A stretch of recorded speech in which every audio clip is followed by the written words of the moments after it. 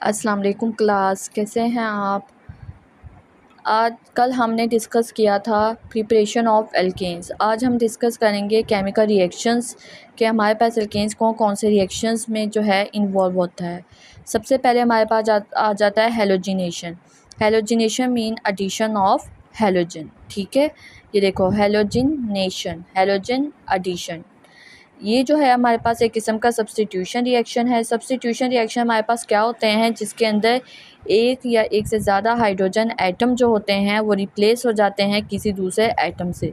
Like मेरे पास ये CH3H, मैंने एक H को खोल कर लिखा है। ये किसका फार्मूला है? मीथेन का। अगर मैं इस H की जगह कोई और एटम लगा दूंगी तो इसका मतलब ये हमारे पास कौन सा रिएक्शन है? Substitution reaction. ठीक है, सब्स्टिट्यूशन रिएक्शंस का पता चल गया अब आपको। नेक्स्ट हम देखते हैं कि एल्केन्स जो है वो डिफ्यूज़ सनलाइट में सिर्फ़ और सिर्फ रिएक्ट करता है। अगर डार्क में देखा जाए तो उसका कोई रिएक्शन नहीं होता।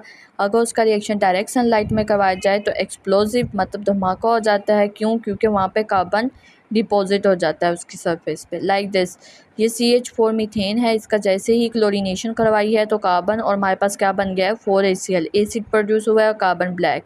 ये कार्बन जो है इसके ऊपर डिपॉजिट हो जाता है, जिसकी वजह से क्या होता है? एक्सप्लोजिव हो जाता है।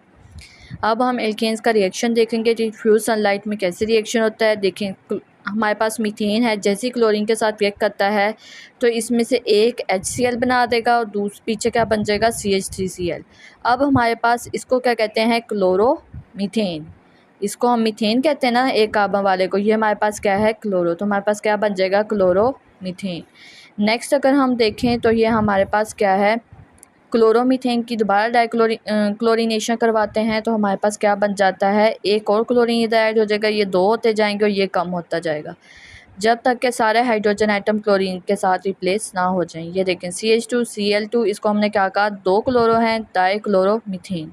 फिर नेक्स्ट देखें CH2Cl2, इसी का रिएक्शन क्लोरीनेशन करवाई तो हमारे पास एक क्लोरीन और ऐड हो गया, एक H रिमूव हो गया है। तो इसको हम क्या कहते हैं? क्लोरोफॉर्म भी कहते हैं या फिर ट्राइक्लोरोमीथेन भी कहते हैं। नेक्स्ट देखें, इसी का जब हमने फर्दर रिएक्शन करवाया तो हमारे पास क्या बन गया? कार्बन टेट्राक्लोराइड और साथ में HCl। यह कार्बन टेट्राक्लोराइड बहुत सारे सॉल्वेंट्स के अंदर यूज़ होता है। क्लोरोफॉर्म भी एज अ सॉल्वेंट यूज़ होता है। ठीक है, आगे हम चलते हैं कंबस्शन। कंबस्शन क्या होता है? Burn in the presence of oxygen, मतलब ऑक्सीजन की मौजूदगी में हम क्या करते हैं? ऑर्गेनिक कंपाउंड को हीट करते हैं।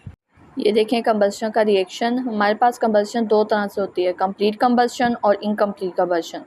जब हमारे पास ऑक्सीजन एक्सेस में प्रेजेंट होता है तो अब आपके पास कंप्लीट कंबस्शन हो जाती है, और जब ऑक्सीजन की कमी हो तो हमारे पास कौन सी कंबस्शन होती है?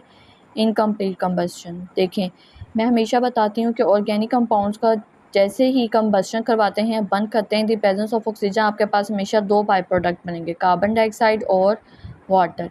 इसके साथ जो हीट रिलीज़ होगी उसको हम फर्दर यूज़ कर सकते हैं ऑटोमोबाइल इंजन में, डोमेस्टिक हीटर्स में और कुकिंग एप्लायंसेस में। ठीक है, नेक्स्ट हमारे पास इनकम्प्लीट कंबस्शन आ जाती है। इनकम्प्लीट कंबस्शन में हमारे पास मॉलिक्यूल ज़्यादा है मीथेन के, ऑक्सीजन क्या है? कम। जैसे ही ये दोनों कंबाइन होते हैं हमारे पास कार्बन मोनोऑक्साइड गैस बन जाती है और साथ में वाटर। ये carbon monoxide gas highly poisonous होती है, सफोकेशन कॉज करती है, यहाँ तक कि अल्टीमेटली इंसान की डेथ हो जाती है। अगर हम इसके यूजेस देखें तो ये जो हमारे पास डोमेस्टिक फ्यूल में यूज़ हो रही होती है, ऑटोमोबाइल फ्यूल में यूज़ हो रही होती है। इसके अलावा बहुत सारे केमिकल्स बनाने में, जैसे एसिटल्डिहाइड्स, अल्कोहल्स, ETC। यहाँ तक था हमारा आज का लेक्चर। ओके, थैंक यू, अल्लाह हाफिज़।